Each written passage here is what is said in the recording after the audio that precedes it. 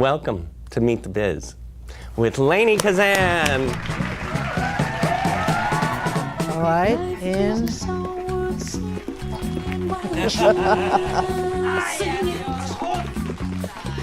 Sensory work that works for this scene.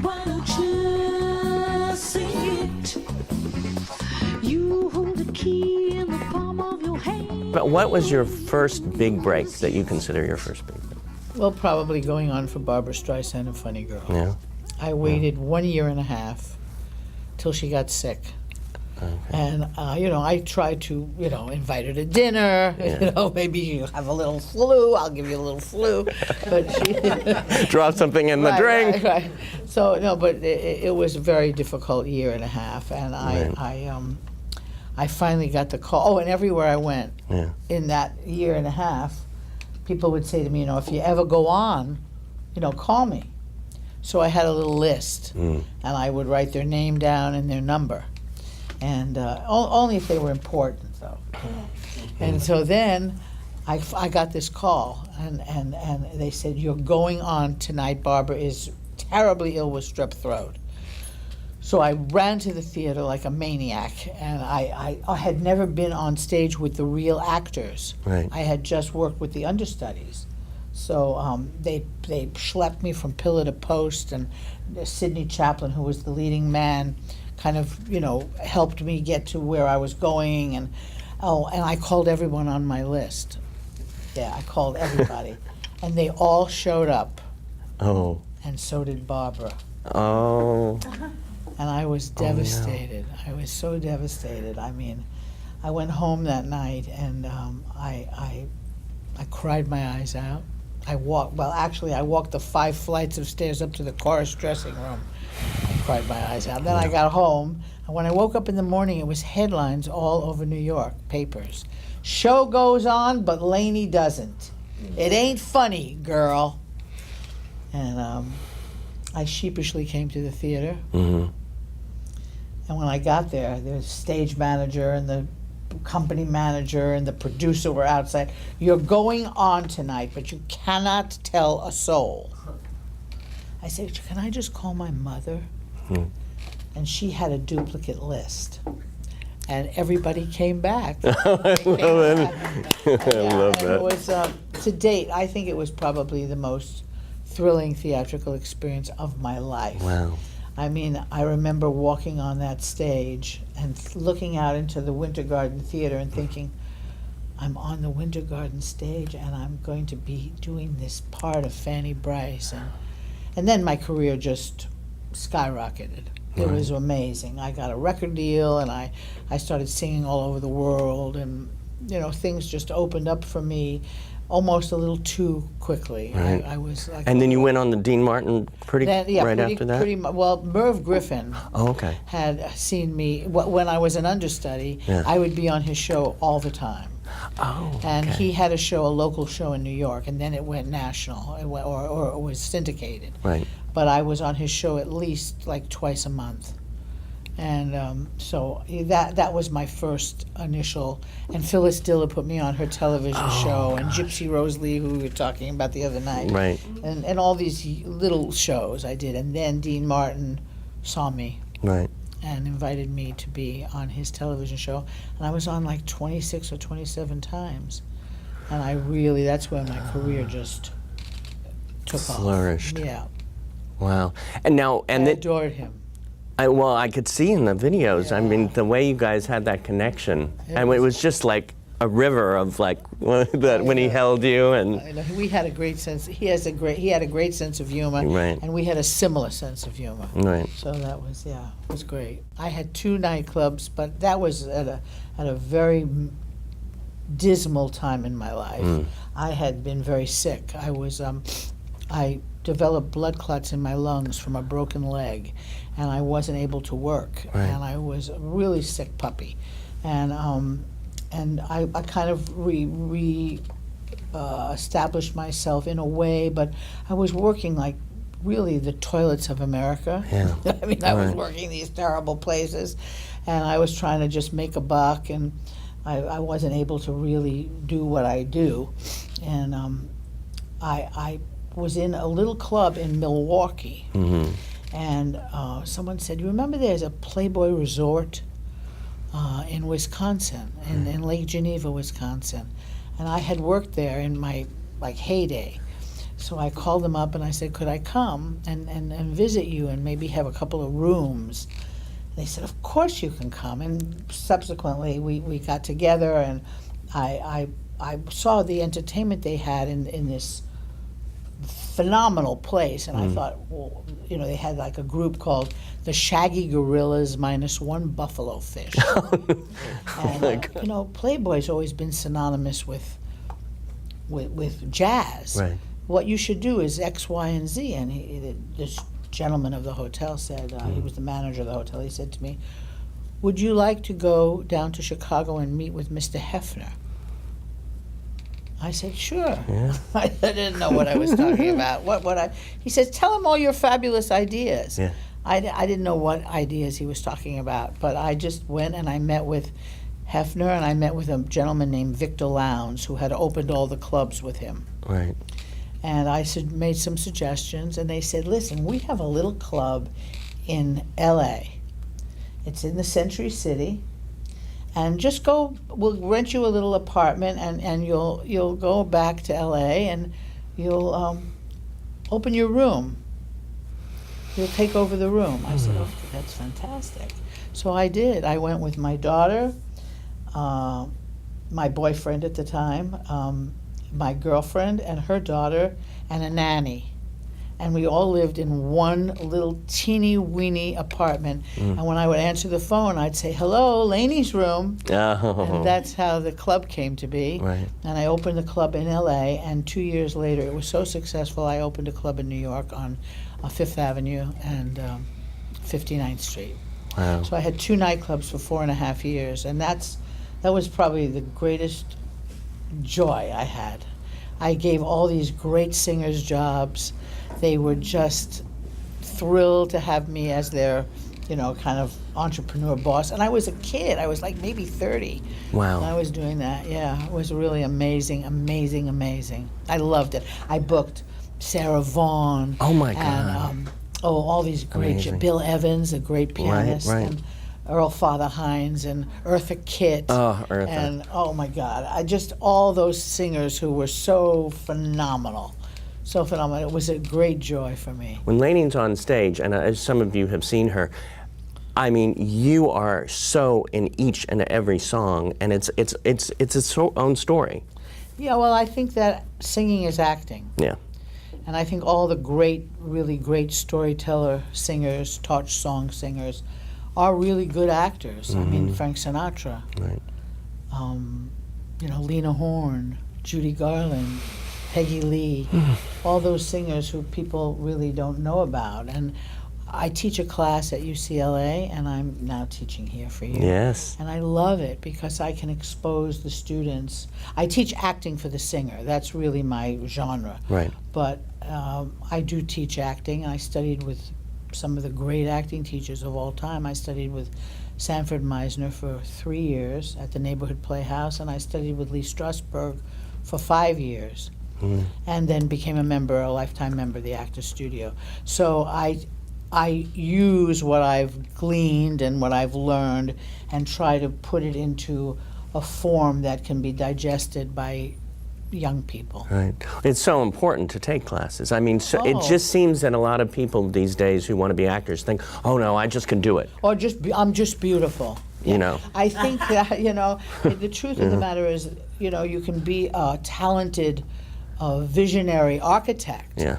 but you need some roots. You Yeah. need to learn how to be an architect. Well, you have to learn how to be And an you'll feel actor. solid when you do it Exactly, too. and you won't lose your technique, and you will be able to use it for many, many, many, many years. My favorite year, Peter O'Toole. Oh my goodness. Peter I have O'Toole. a funny story. Yeah. Maybe I told you. If I told you, stop me. No, speak, Okay. speak. Mel Brooks produced My Favorite Year, which is probably one of the funniest movies. If you haven't seen it, I just tell you, please go rent it. It is such a brilliant film. It's a film about John Barrymore, who used to drink quite a bit, and he was on the Show of Shows, which was hosted by Sid Caesar, and it's a brilliant show. And Mel Brooks is the young writer who the show it's about him and this gallant actor, and I play Mel Brooks's mother. And he comes to Brooklyn. He brings his mother to. He brings this great actor to Brooklyn to meet his mother, and it was incredible script, incredible. I laughed the whole time I read it. So I am now on the set for the first day, and Mel Brooks says to me, "Would you like to meet Mr. O'Toole?" I said, "Oh my God, I would love to meet Mr. O'Toole." So now he knocks on the trailer door, and we hear this muffled sound. He goes, come in. So I come in, and here is this little skinny Englishman in his underwear with his head in the sink. He takes his head out of the sink, wraps a towel around it, puts his head up, and he says to me, "Miss Kazan, it is an extreme pleasure to meet you." And he was in his briefs. DVDs. Yeah, but he was like he was in a tuxedo. It was so amazing. It was just an amazing. Oh my God. Yeah, and he was so gracious to me and so delighted with me that he made me a wonderful actor in that piece, right. because he did it. Yeah. And that's what's so important when someone gives you so much as an actor. The other actor gives you so much. You don't even have to act. You can just be, you know. Mm-hmm. He would look at me with such delight, and I would just, you know. You'd fell. I'd right. And then working with Divine. Oh, hilarious, hilarious. She said to me, you know, Divine was a crush, what do you call it? A transvestite. Yeah. I didn't even know who Divine was when I got the movie. I had no idea. And Tab Hunter had called me at my home. Right. Jennifer said to me, my daughter's Jennifer, she said to me, "Mom, Tab Hunter's on the phone." I said, "Tab Hunter?" Now, you have to know, in the 50s and 60s, he was the biggest star that there was. Tab Hunter? So I pick up the phone. "Hello, this is Tab Hunter." I said, "Yeah." He says, I have a movie I'd like to meet you about, and can we have lunch at this restaurant called Butterfield's?" And we went, and he gave me the script, and I laughed out loud when I read it, laughed out loud. And he also gave me a scratch and sniff tape. Scratch card. Was that a polyester? Yeah. Oh my God. Oh, right. So now I'm having the Jewish holidays at my house. Oh no, you didn't. I did. And I gave the card, and I told him, "Pass it around." I didn't know what it was. And so At the Seder. at the Seder, Oh yeah. after the Seder, Oh, okay. little by little, my family just kind of wandered out. It was so horrible. And they weren't matzo ball scratch and sniffs. Yeah, it's right. It was really horrible. And so I said, "I don't know if I want to do a movie with this woman. This is, well, whatever she is, man, woman." But I did take the film against my agent's blessing, because they thought, don't be outrageous, but I did, because I knew it would appeal to my audience. Right. And one night, Divine and I are rolling around on the floor, and we're having this terrible fight, Right. a physical fight. And he says to me, "Hey, watch it, Kazan, because underneath these skirts beats a rod of steel."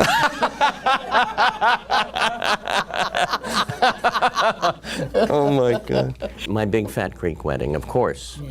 I mean, Thank you. Yeah, that was a great experience. That was a great experience. Right. You know, we all came together to do a reading at Tom Hanks' office, right. and they said, you know, if we ever do this piece, we were going to call you. Yeah. And it took about 1.5 years for them to put it together, and they called me and said, "It's a low budget. Don't expect much, but we're all going up to Toronto to make this little movie." And the cast came together as a family. We just really got along beautifully. I was the only person on the film that wasn't Greek. Really?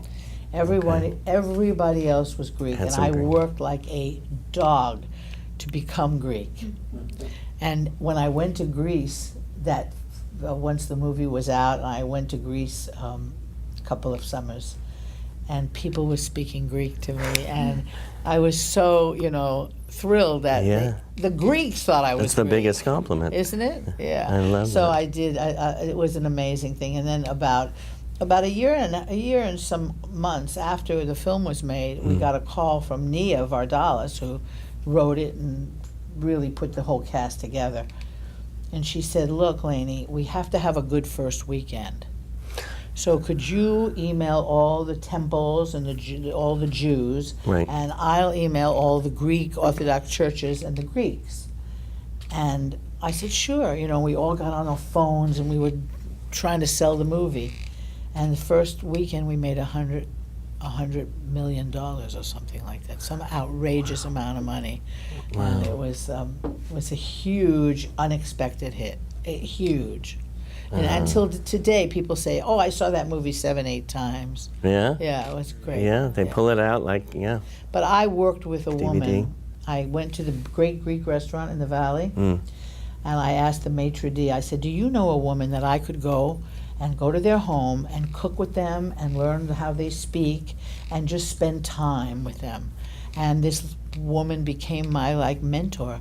She was just a nice little, Greek lady, and I would go over there and she'd make, shashlik and, and we would talk, and I gave her the script and I said to her, "Just say the words."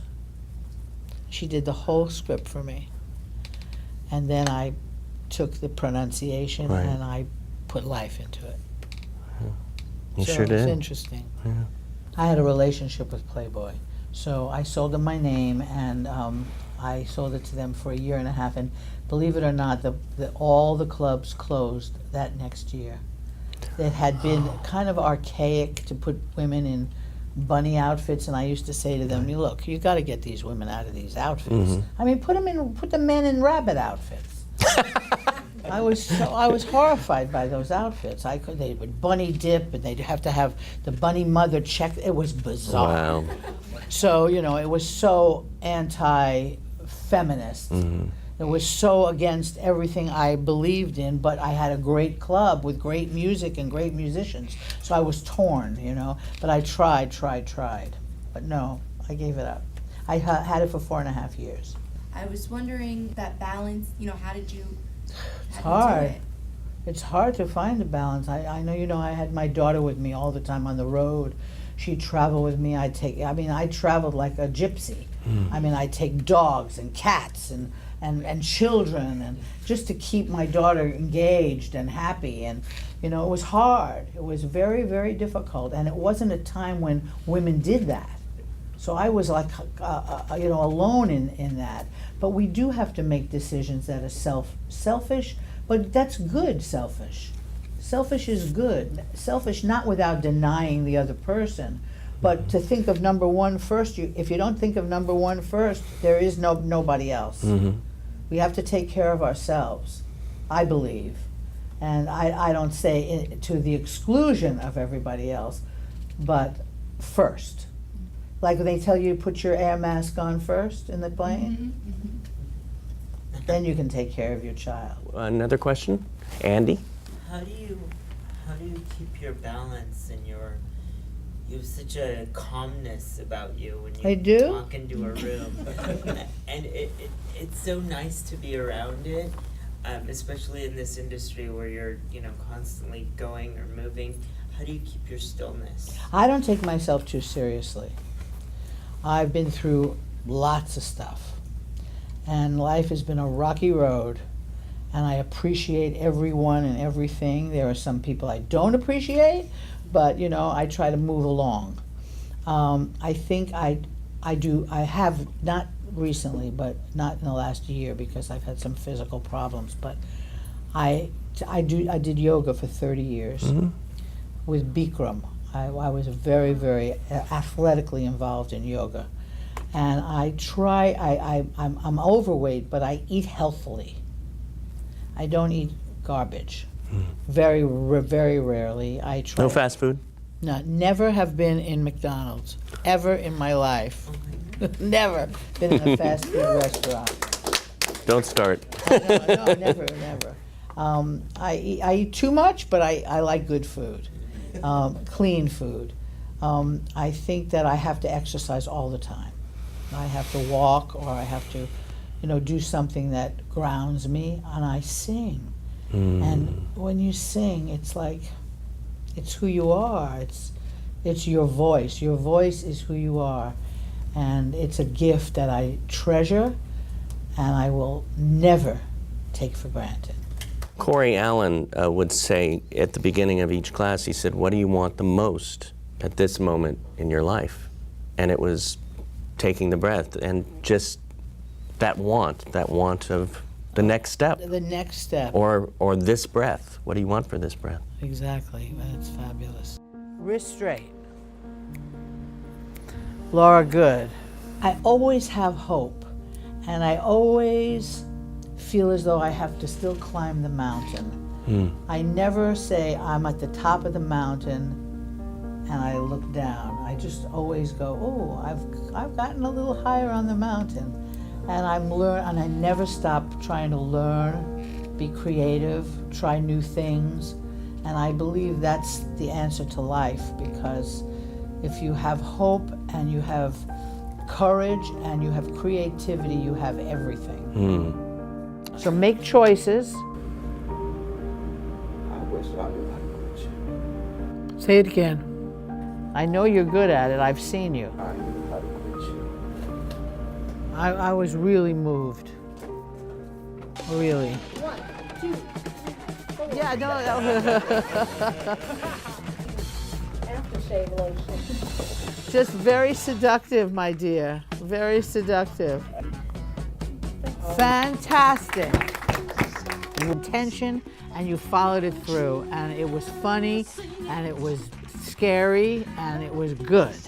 The same as with JJ, I felt you going to give it to yourself and allow yourself to be. Yeah, and after all this big spiel he just gave to me about us not having faith in you, what do you think about me? She is my sister, okay? But I had to ask. Well, there's yes. also some sort of anger in you. Guys, I had a great night and a great couple of weeks. You are just all fabulous, and you're just inspirational, and you grow and grow and grow, and it's a thrill to be here, and I thank you. Don't blame your life on the master plan. This is just delicious. You were both delicious. You decide what to do with your life. You're a fool if you think you're helpless. You control destiny with your mind. Life is a song worth singing. Life is a song worth singing. Life is a song worth singing. Why don't you